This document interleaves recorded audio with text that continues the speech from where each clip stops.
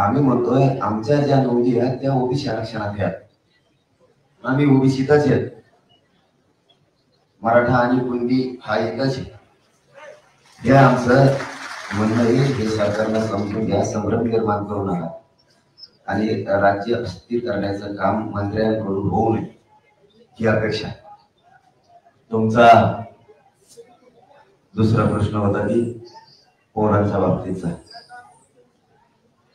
पोरांना माझी सगळ्या विनंती आहे, तुमच्या गाड्या पोलिसांनी दिलेल्या पार्किंग मध्ये लावा. पोलिसांना बोलबोल कशाला? पत्रकार परिषद चालली तरी बोंब बोलतोय. तो तेवढ्यालाच आलेला का? फक्त काय करायचं काय नाही करायचं त्या पक्षाने पाठवलेले असते.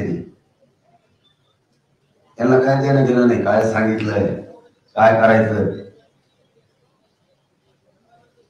माणसं बोलत असले तरी पण त्यांनी काय सांगितलं हे ऐकून लोकांना सांगायचं नाही, फक्त तिथं जाऊन आरडायचं. यांनी का मुंबई बघितलेली नसती. ह्या ते पक्षाचे चमचे असते ते आणि या चमच्या अवलतेमुळं आपल्या गोरगरिबांच्या भविष्यावर अडचण येते.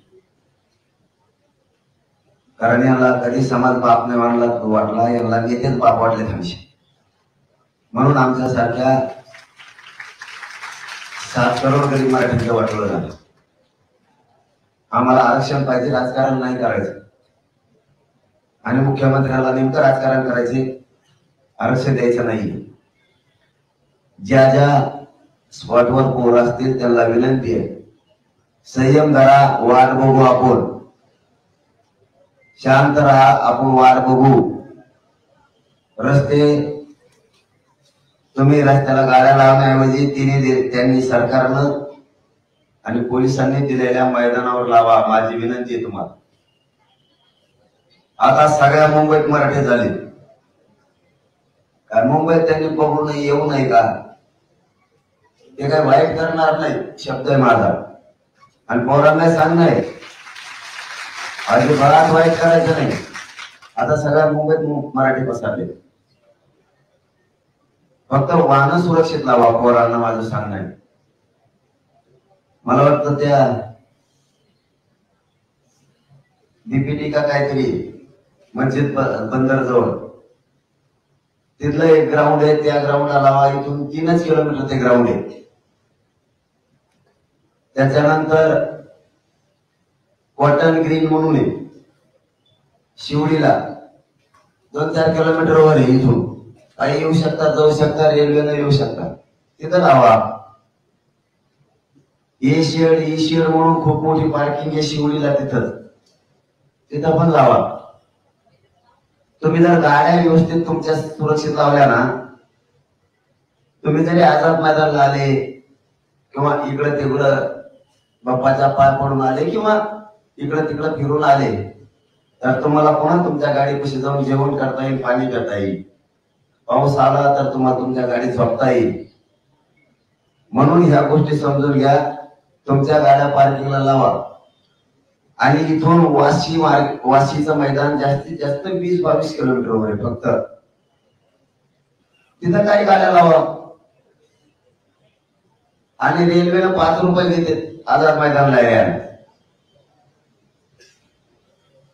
आझाद मैदानावर तुम्ही 1-2-3 मिनिटात चलत येता. त्यामुळं काही जणांनी तिकडं वाशी मार्केटला गाड्या लावा आणि तिथं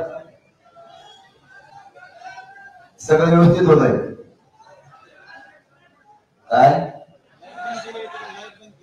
काय केलं?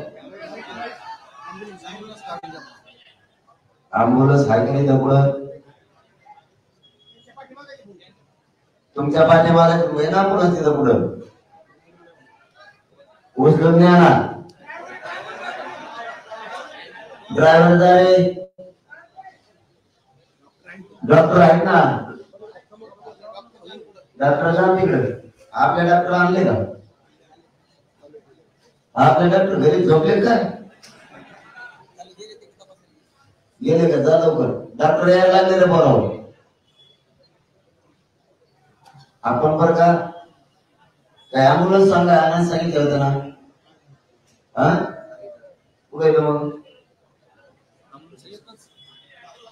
आणि काय एका जागेवर 2-4 आंबोळस घेऊन घ्यावा तिकडे आपल्या आता जाऊन ठेवून म्हणा, म्हणजे तिथंच तपासता येईल.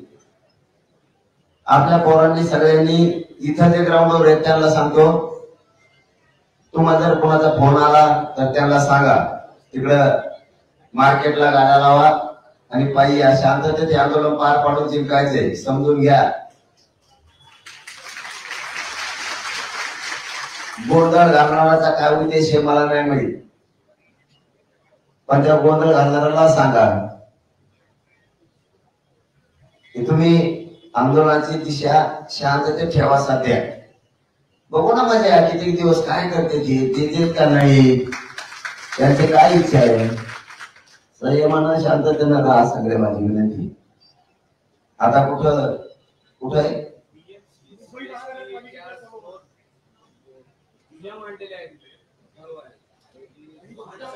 काय कारण आहे, काय म्हणते ते कारण.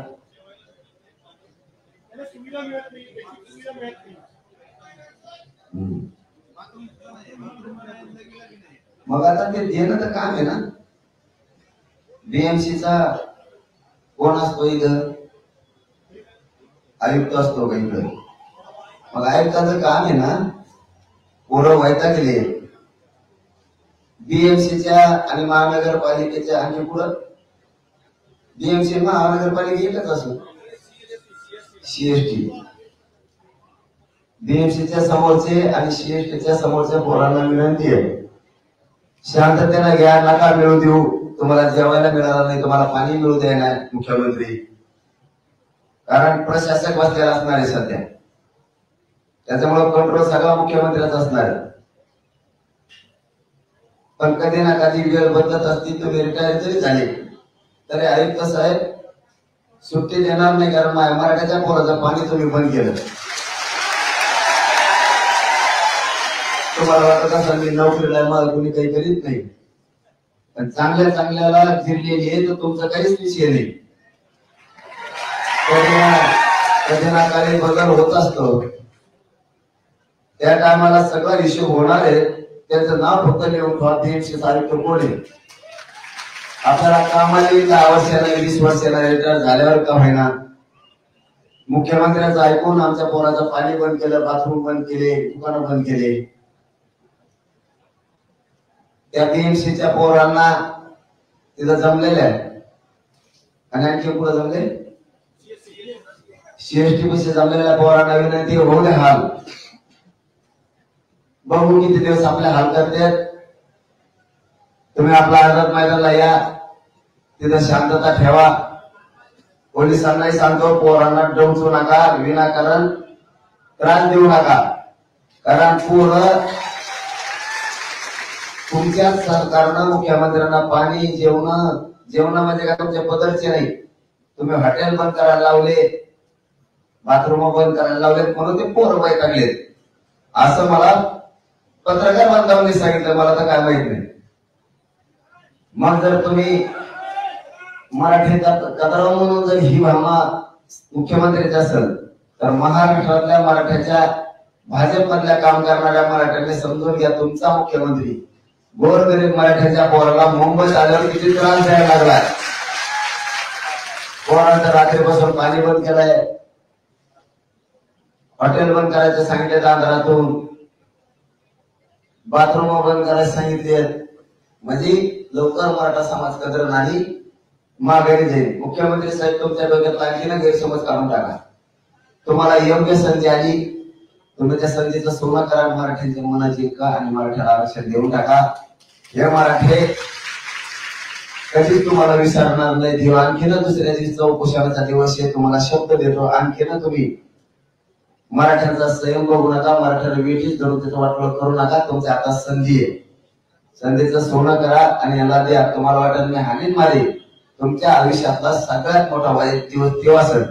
तुम्ही जर पोरांना हाणलं तर तुमच्यामुळे अडचण येणार आहे, आणि शाह साहेबाला पण आणि मोदी साहेबाला पण अडचण येणार आहे. हे पण शब्द ध्यानात ठेवा, डाग लागणार आहे त्यांना तुमच्यामुळे.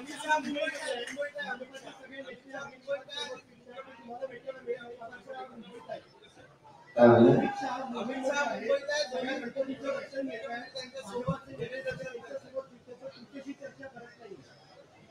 हा मग आता आम्ही शांततेचा मार्गाने चालणार आहे आणि सरकार म्हणजे थोडक्यात देवेंद्र फडणवीस म्हणजे लोकांच्या भावनेवर वेदनेवर नीट सोडणारा माणूस.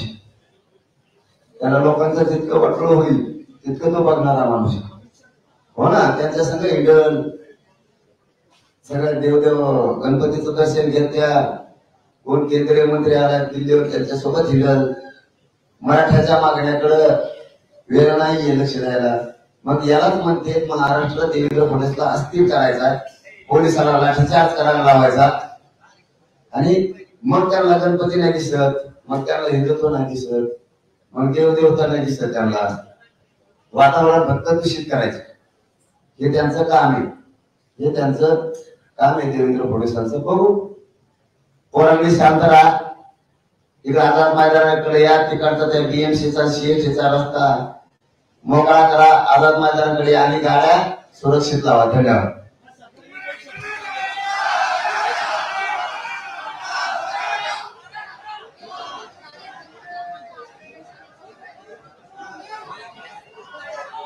मी गाड्या घेऊन जाऊन पण मार्केटला मैदानावर त्यांची मुंबई काल जाम झाली. गाड्या मैदानाला नेऊन लावून मुंबई मोकळी करा, मुंबई आपली. मी काय गाड्या घेऊन त्यांना उलट सांगितलं नाही तिकडे घेऊन जा गावाकडे. हे सरकारनं पसरलं. आपल्याला मुंबई सांभाळायची, रोडवर लावलेल्या गाड्या मैदानावर लावा आणि मोकळं करा असं बोललेलं. त्याचा गैरअर्थ केला आणि मी सांगितलं की मुंबई मोकळी करा. नुसते पै माणसं चालले आणि काय अडचण होती का? मुंबईत पै माणसं चालली आणि काय अडचण आहे का? गाड्या घेऊन अडचण होती म्हणून सांगितलं की गाड्या मैदानाला लावा. आणि आजही पोरांना सांगतो गाड्या मैदानाला लावा. गाड्यामुळे पॅक होईल तर मुंबई जाम होईल. काल जाम झाली आपण मोकळं केलं.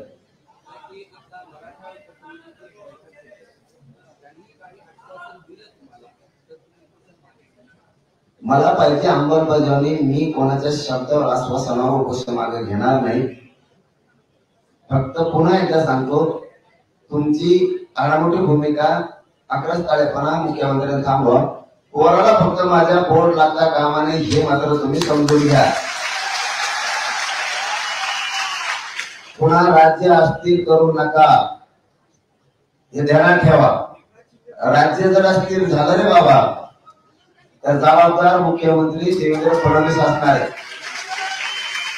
महाराष्ट्रात तुम्ही मुंबईचा विचार करता तर महाराष्ट्राचा क्षेत्रफळ हे खूप मोठं आहे. लोकसंख्येनं, महसूलनं, संख्येनं सुद्धा आणि राजकारणासाठी सुद्धा. नुसती मुंबई तुमची नाहीये. तुमच्या मुंबईनं तुम्हाला मुख्यमंत्री केलं तर माझ्या महाराष्ट्राने केले. अशी दुरी निर्माण करू नका देवेंद्र फडणवीस. मुंबई मही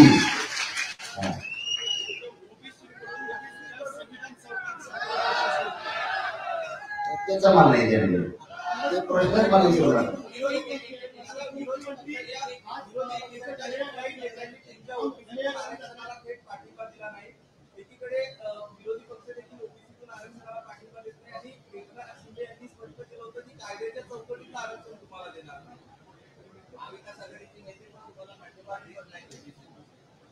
पाठिंबा देत नाही मग व्यासपीठावर बसले.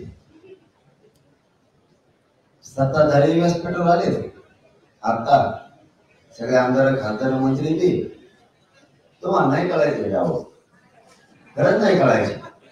देवेंद्र फडणवीस वाटतं मी काय गावाड आहे, पण तेव्हा सगळं बुज बसल ना. देवेंद्र फडणवीस वाटणार आहे हे गावडं विचित्र आहे. हे पोट सोपं नाही. आणखी लई आहे. काही काही बिचाऱ्यांना नाही येत आहे तिथे. ते जरी त्यांना म्हणता येत नसलं महाविकास आघाडी किंवा महायुतीला ओबीसीतून आरक्षणाचा विषय. आम्हाला मराठीला पक्का माहिती आहे. आम्ही त्यांना निवडून आणलेलं आहे गरीब मराठी. ते वळवळच करू शकत नाही. त्यामुळे कोणी बसले. आता फक्त 25 जण येऊन गेले खासदार, आमदार, खासदार मध्ये ते सगळ्या पक्षाचे आहेत आणि सस्ते ते गेले. त्याचं टेन्शन नाहीये मला. मला टेन्शन यायचं आहे, गोर गरिबांना फडणवीस का आढळतो?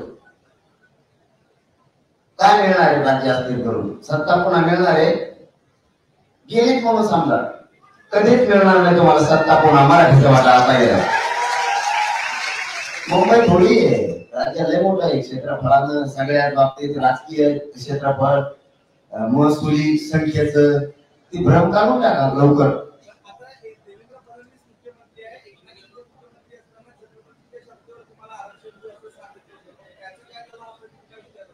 अरे मग तेच सांगतो ना, आधी देवेंद्र फडणवीस काम करून देत नाही कोणाला. नाव उपमुख्यमंत्र्याला करून देतो तो, मंत्र्याला करून देतो ना, भाजपमधल्या मंत्र्यांना करून देतो. आणि त्याच्या एकट्यामुळं, कारण त्याला कसं आहे, त्याला समाज संपला तरी चालतो, पण त्याचं वजन दिल्लीत राहिलं पाहिजे असं आहे. आता गोरगरिबाला त्रास दिलं, दिल्लीत वजन राहील कसं? दिल्लीत वजन राहील कसं? त्याला पुन्हा वाटत असेल की मीच पुन्हा आलो, पण मराठीनेच आणलं ते ध्यानात नाही. पुन्हा तुला सत्तेवर मराठीने आणलं आणि तुला वाटत असेल मी हडून कार्यक्रम करीन, हल्ला करायला प्राण घातक. ते डोक्यातला काढून टाकल्याला बरं राहील, कारण प्रत्येक वेळेस लोक नुसते मार सुद्धा खात नसते. मग कारण आम्ही संयमी, आम्ही काय जन्म तुमचा मार खायला, आमच्या आईला आणलं राहू. तुमच्या आईला आणल्यावर तुम्ही नाही बोलणार माय असं का? तुमचा जो माईक, तो तुमचा बूम माय डोक्यात घालता. त्या पत्रकाराला तुमच्या आईची माया नाही का तुम्हाला? तशी माया आईची मला माया आहे ना. बार बार स्वप्न नसतं आणि ते स्वप्न बघू नये. पुन्हा खाली गेल्याला कधीच वर येता येणार नाही फडणवीसांना. एकदा राजकीय करिअर मधून खाली गेला. माझी शेवटची विनंती आहे, तुम्ही आमच्या हक्काचं ओबीसीतलं आरक्षण आहे, मराठा आणि कुणबी एक कायदा पारित करा, तिन्ही गॅजेट लागू करा, तिन्ही गॅजेट अंमलबजावणी करून टाका. सगळे सोयरेला आता 1.5 वर्ष झाले, ही अंमलबजावणी घ्या. नुसतं ओबीसी करून ओढून मराठ्याचं वाटलं नाही करू शकत तुम्ही. आम्ही ओबीसीचं नाही देणार, आम्हाला वाटतो काय म्हणतो. त्याच्यामुळे नुसतं ओबीसी सांभाळू नका, तर मराठी सुद्धा सांभाळा. तुम्हाला मराठी सुद्धा संपलेले आहे नसता. लोक भाजपच्या राज्यातल्या पदाधिकाऱ्यांना सुद्धा गावागावात बंदी करून टाकते. पुन्हा पहिल्यासारखं सुरू होईल बंदी. म्हणून ती वेळ येऊ देऊ नका. आणि तिथं बीएमसीच्या आणि सीएसटीच्या पोरांना सांगतो, आझाद मैदानाला या, तिथला रस्ता मोकळा करा, तुमच्या गाड्या मैदानाला नेऊन लावा. संयम आणि शांतता बीएमसीच्या आणि सीएसटीच्या पोरांना ठेवा. आणि जवळच हे आपले 4-2 पोरं झाले तिकडं, त्यांना समजून सांगा का आपले लगेच इथं नुसतं आलो नुसते ते काय तुम्ही हिडू नका. तुमच्या जिल्ह्याचे असले तर बघ, कोणत्या जिल्ह्याचे पोरं येते, जा तिकडे जाऊन या. आपा 2-4 जण घेऊन जा. बीडचे आहेत का बघा कोणी, नाशिकचं कोणी आहे का बघा, शेवळे जा.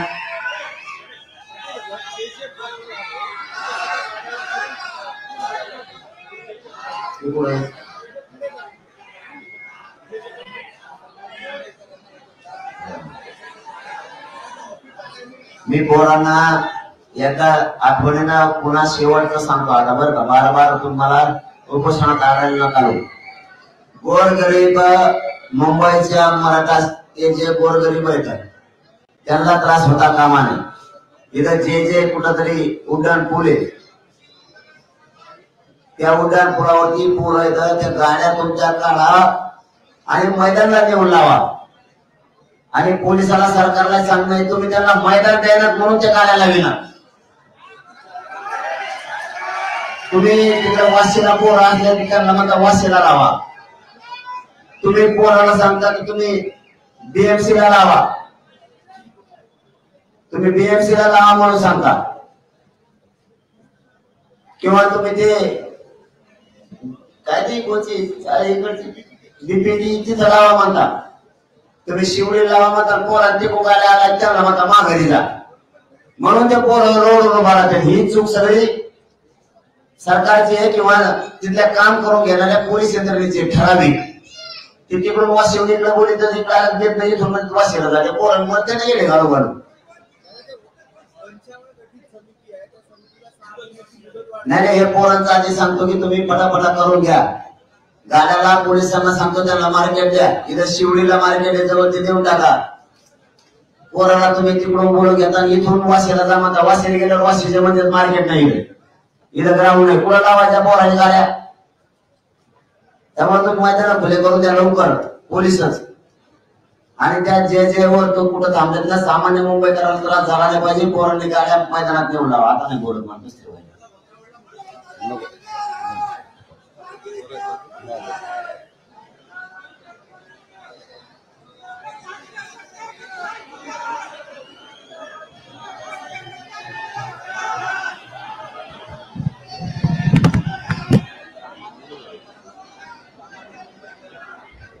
आपल्या सगळ्या पोरायला सांगायचे शांततेत राहा म्हणून.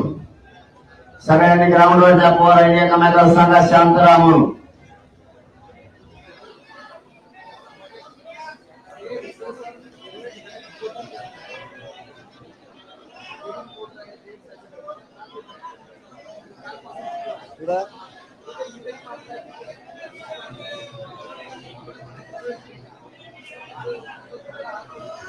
ते कॅमेरामॅनला कसा त्रास देत रे? तुम्हाला काय कळतं का रे? मागचे कॅमेराचे मागचे इकडून दुसऱ्या बाजूने आहे ना, त्यांना काय त्रास देता विनाकारण? तुम्हाला कळायला पाहिजे. अरे ते कॅमेरामॅन आपले तर सरकार आपलं नाही.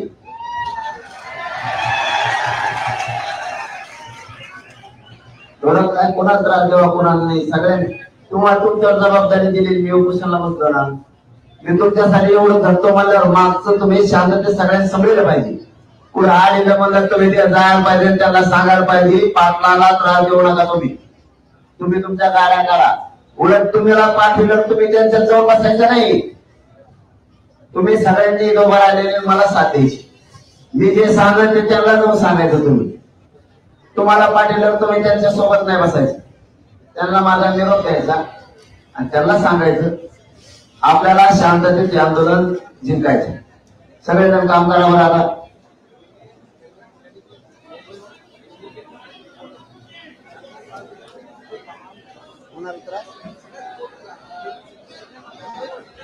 आणि मुंबईत आपले जे पत्रकार बांधव आहेत ना, हे जिथं जिथं रिपोर्टिंग करतात आपल्या शहरात मुंबई सगळ्या, त्यांना पण आपल्या आंदोलनाचा त्रास देऊ नका अजिबात थोडा सुद्धा. ते पण मेसेज फिरवा आणि गाड्या मैदानावर नेऊन आझाद मैदानला या असे मेसेज टाका शांततेत. सगळ्यांनी मोबाईलवर सुरू करा बरं पटापटा. आणि मुंबईत आलेल्या मराठ्याच्या आंदोलकांनी शांततेत आझाद मैदानला या, मध्ये रस्ते अडवू नका असा मेसेज टाका. आणि त्याच्या खाली द्या प्रत्येकानं गाड्या आपण आपल्या ग्राउंडवर नेऊन लावा आणि आझाद मैदानाला शांततेत द्या.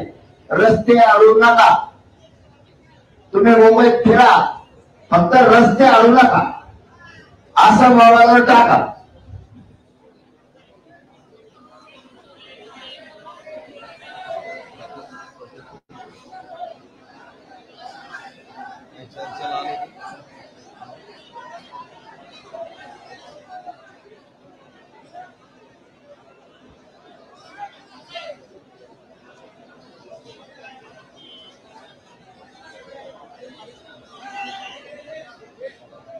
सांगा आता काय सांगितलं मी जाऊ देतो सुरू करते